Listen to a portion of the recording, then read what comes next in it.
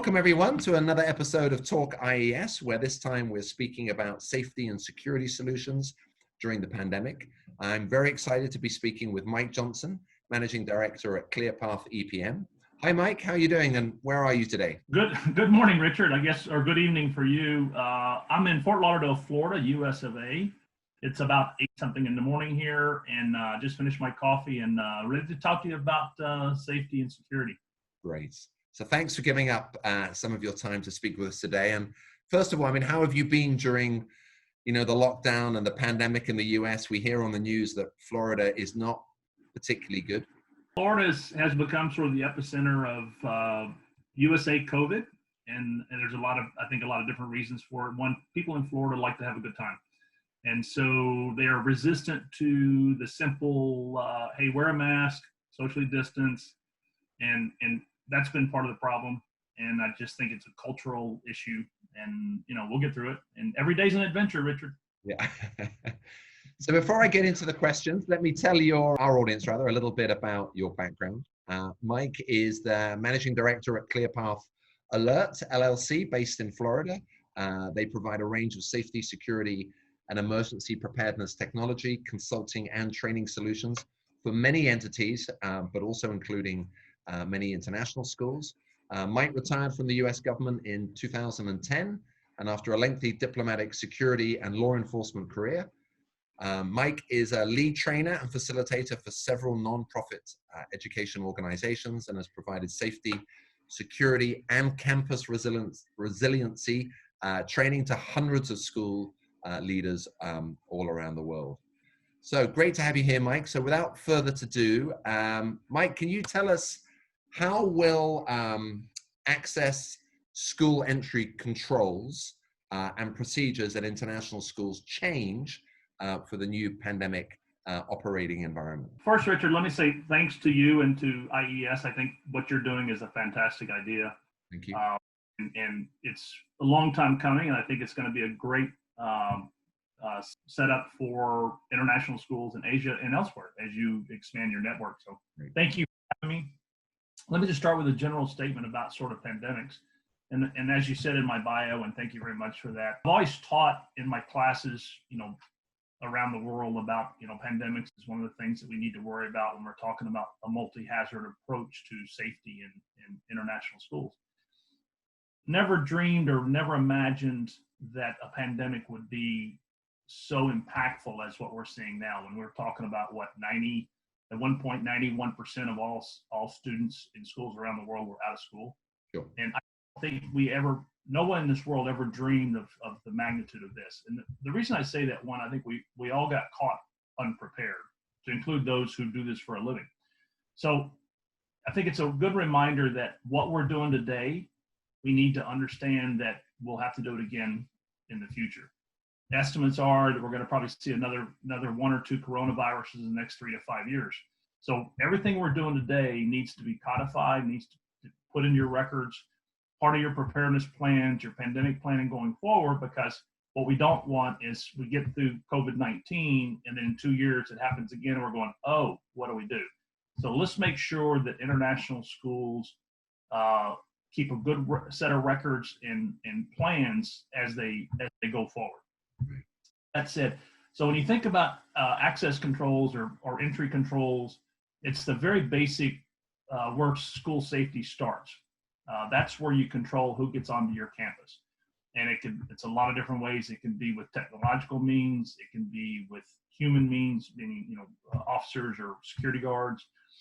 So typically that is based on looking to restrict access to those who might come in with malintent.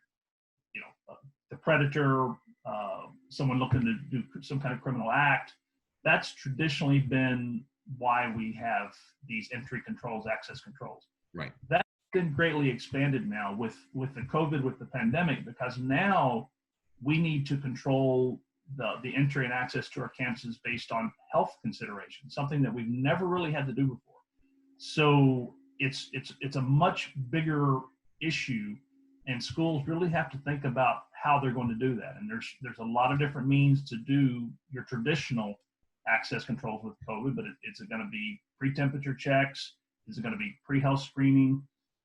And on top of that, much more documentation, because it's going to be critical. And most countries or locations, you're going to have to know who's been on your campus, the times they were there, because if you do have a COVID-19 positive, Yeah. you're going to have to go back for contact tracing. So the documentation aspect is huge. And then, this is a topic that we've spent a lot of time talking about. And if I can direct your listeners, we have a forum where we're talking about this, and sep-forum.com. A lot of discussions, and I know your IES network is going to be part of that forum, and it's a good source for general information about particularly with reentry or reopening of schools. Great. So thanks for that. Yeah. So with all the new requirements for social distancing, health and hygiene, how do you feel these will impact a school's curriculum and their overall learning environment? You think about, in most schools, we'll have international schools will have some kind of health curriculum, particularly at the early ages where you're teaching the kids the basics of washing your hands, good hygiene. So now I think that's going to have to be greatly expanded, and you can do this as part of your curriculum. Again, thinking about going forward in the future threats, much more information about, and it could be through signage, it could be through classroom training, curriculum, hand washing, showing the little ones how to wash their hands, constant hygiene, how to cough properly to in the crook of your elbow.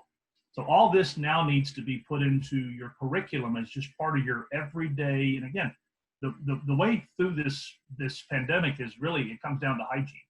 And I think it's critical that schools put this into their curriculum and make it just part of going forward, so that from pre-K on, everybody learns, just like,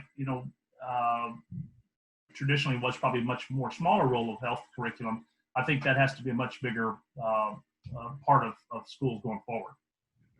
Yeah, it's definitely got to be a bigger part. I know a lot of schools are looking to implement that in the new semester. So tell us, how will an international school, in your eyes, ensure that its supply chain of required cleaning, protective gear, equipment continue once school reopens? This is one of the biggest challenges in working with my client schools, international schools around the world. Schools are obviously, they want to open, they want to get their kids back in, they want to get their staff and faculty in.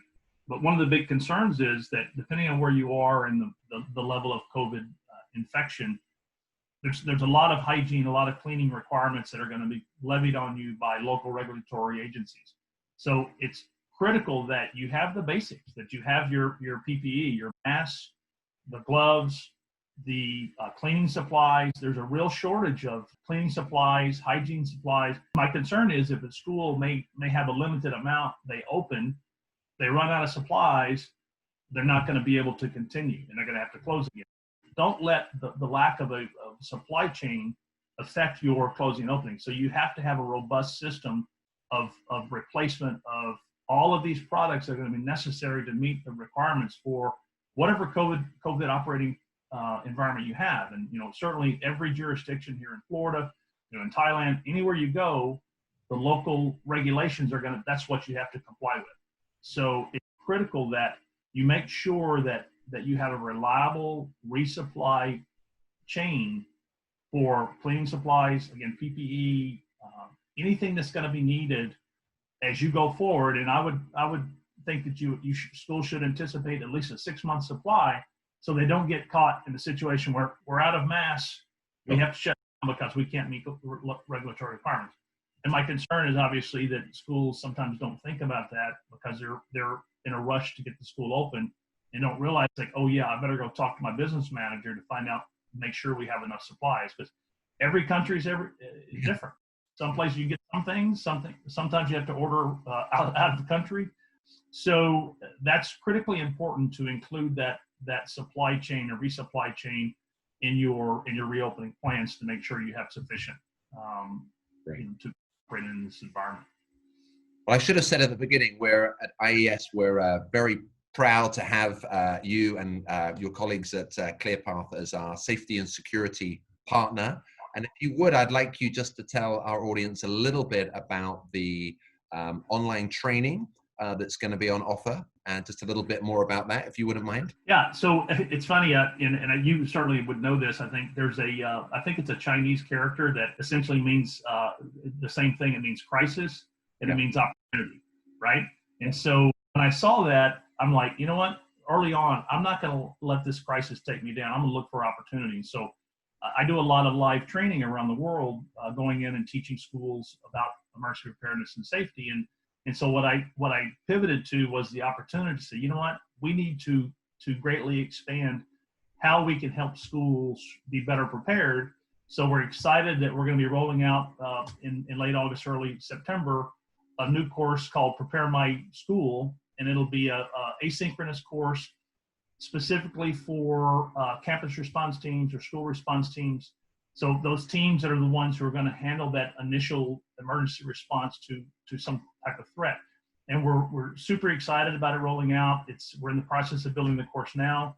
And that's why the partnership with IES Network was so logical with what your mission is and our going into this online education world. And we're excited about it. It's going to be a really, really dynamic course. It's going to be 14 modules to include, by the way, pandemic planning will be one of the modules. And it will take a school person, an international school person, through all the layers of how you build a really strong, reliable, redundant safety security program based around what we call emergency planning management. And it's going to be a really good course. I'm excited, and I look forward to the IES network putting it out there in the international world and helping schools be a little bit safer. Well, thanks, man. We're very excited too, and we'll be enjoying speaking to heads of school about all the training and the services that you have on offer. I want to thank you so much for your time today. It's been great to have you. I'd like to say I'd look forward to seeing you soon in person, but as I've been telling most of the people that I've been interviewing, I ain't getting on an airplane, I think, anytime soon. And we're not going to be doing any conferences for a while, are we? Well, yeah, I was going to say, I've known you for years, Richard, and we always manage to see each other at conferences. And yeah, that's going to be a while. It's going to be a while. So anyway, you stay safe in there in Florida. And again, thanks for your time. We'll say goodbye for now. All right. Thank you, Richard. And awesome. Good luck. Thank you. Okay. Bye for now. Cheers.